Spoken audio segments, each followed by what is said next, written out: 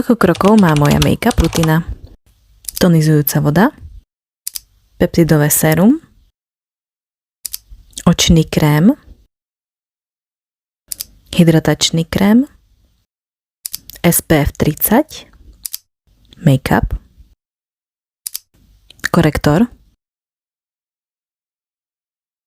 kontúry, lícenka, púder,